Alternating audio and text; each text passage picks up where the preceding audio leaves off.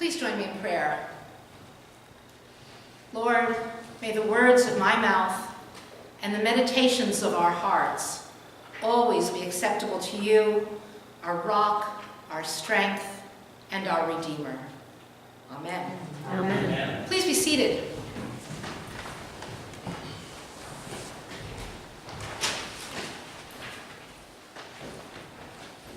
Do you ever stop to notice what season of the church year we are in? We always have it noted above our hymn numbers, Pentecost 19, and it's listed on our bulletin each week. But does it make a difference to us? How does it affect what we do during our worship services or in our everyday lives? Like so many things we get used to in life, we might easily just take the church seasons for granted.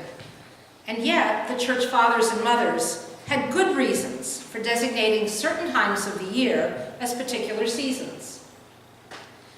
Most of the early church was illiterate and uneducated, so many of our practices and rituals were put in place to teach and to help make the lessons of Scripture relevant in the lives of the people coming to worship. As you may have noticed, and as I just pointed out, we are still in the season of Pentecost. It is a long season indeed, and it's often too easy to begin to think of it as some sort of placeholder between Easter and Advent. They're the biggies after all, right? For 2018, there are 27 weeks in Pentecost, or over 6¼ months. That's over half the year. Now this number can vary. Here's my physics background for you. It can vary based on the date of Easter. If you remember that Easter is calculated by finding the first Sunday after the first full moon after the spring equinox. Could they have made that a little easier? Generally, spring begins on March 20th or 22nd, which is consistent every year. But the date of the full moon can vary from March 23rd to April 25th, so Pentecost varies in length. This one happens to be particularly long. Anyway, we know that this season of Pentecost is a long one, and it's not just because it's meant to be a bridge between two other seasons, but because it's really, really important for us. We use green vestments and altar cloths for this season as a sign of rebirth and growth. Just as spring ushers in a new growing season for plants and vegetables in our garden, Pentecost ushers in a new growing season for us as we focus on our growth as Christians to carry on through the rest of the year. I think it's important to have this reminder so that we understand the point of the scripture readings selected for this season. They are good stories too, of course, but they are chosen as lessons for us specifically so that we might grow in our faith and in our commitment to God's work.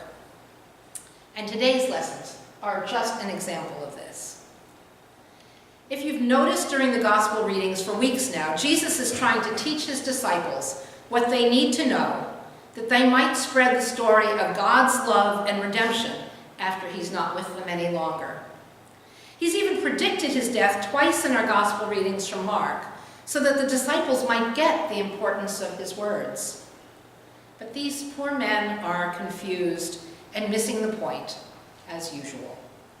Jesus knows that he's on the way to Jerusalem and the cross, so he is focused on using every opportunity to prepare them for his absence.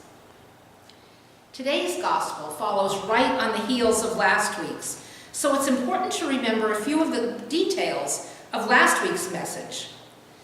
In fact, there's really no break in the story at all, even though we took a week off. You'll remember that last week, the disciples were arguing about who might be greatest in the kingdom. So Jesus cautioned them, saying, "Whoever wants to be greatest must be the servant of all." Boy, he sure turned the world topsy-turvy with that one. But even more startling, he took a little child, a toddler maybe, and said, "Whoever welcomes such a child in my name welcomes me. And whoever welcomes me welcomes not me, but the one who sent me. Winnie made the point that in Jesus' day, children had no status at all. They fit in somewhere between women and slaves in the social order. They were virtually powerless. So welcoming a little child, just as one might welcome an adult, was a completely new idea. And as Winnie said, it's not just about welcoming children, but seeing this child as a representative of all those who are vulnerable and powerless in society. We don't seem to have issues with welcoming children anymore, but we as a nation and as a people certainly seem to have problems with welcoming others that may not be like us or as fortunate as we are. Since this passage from last week comes immediately before the one we just read, it's likely that this little child is still sitting on Jesus' lap as the disciples continue their conversation. And just like last week, when the disciples were arguing about their position in Jesus' group, who was the greatest among them, John demonstrates that they really don't understand what Jesus is all about anyway. He says, "Teacher, we saw someone casting out demons in your name, and we tried to stop him because he's not following us." In other words, who does he think he is? He's not one of us. How many times have we said or thought the same sort of thing? They're not part of our group.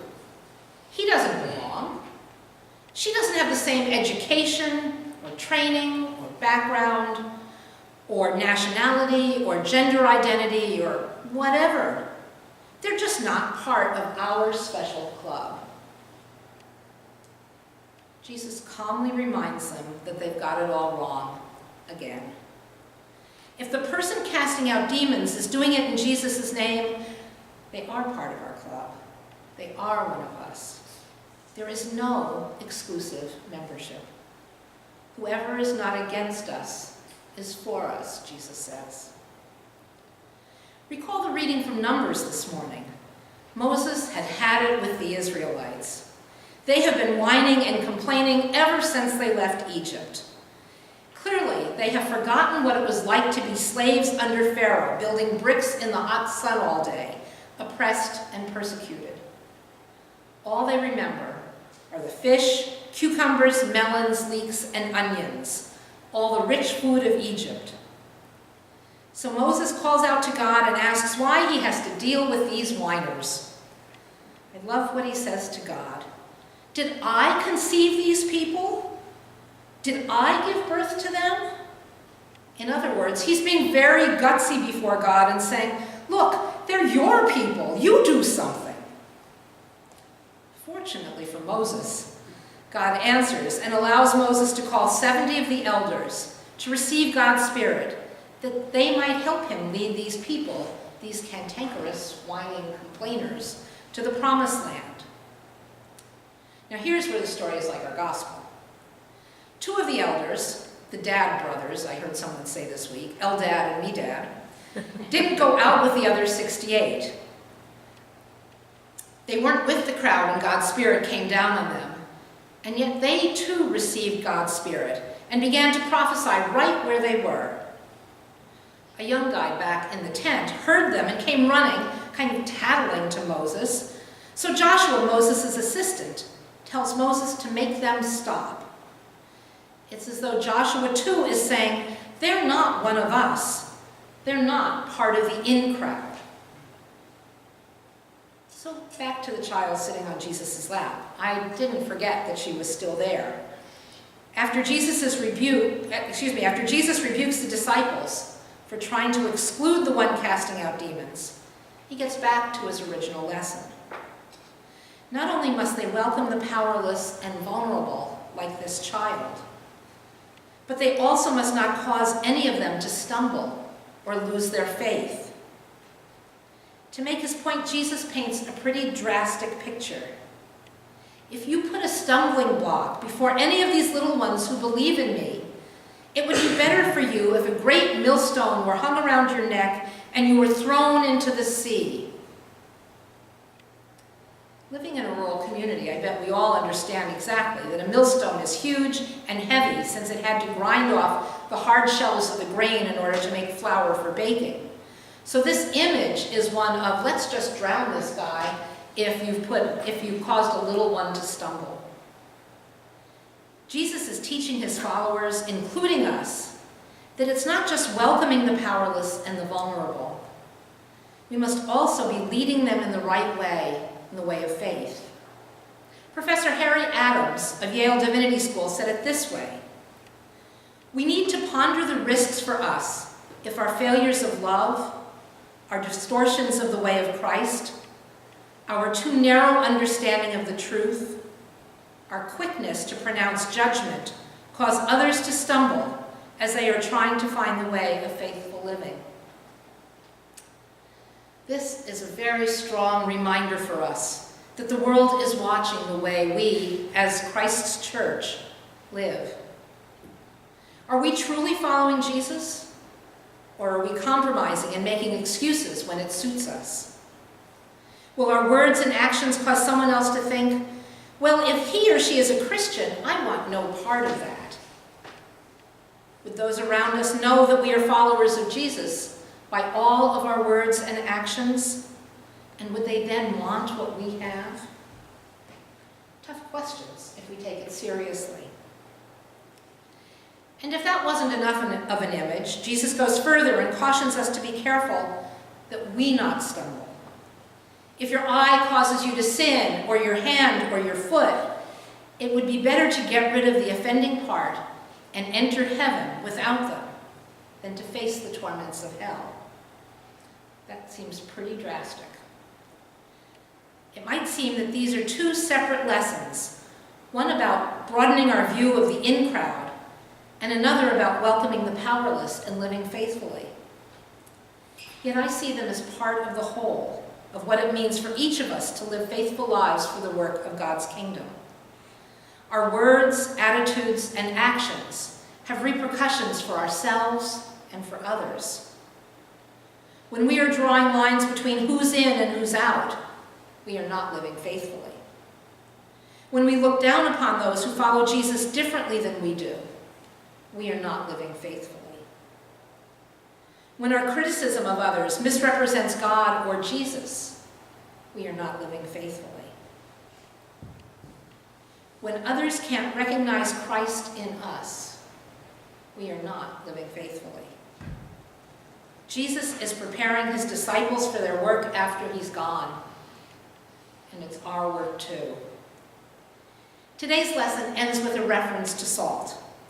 In Jesus' day, salt had many important uses as a preservative, an agent of healing, as well as a flavoring.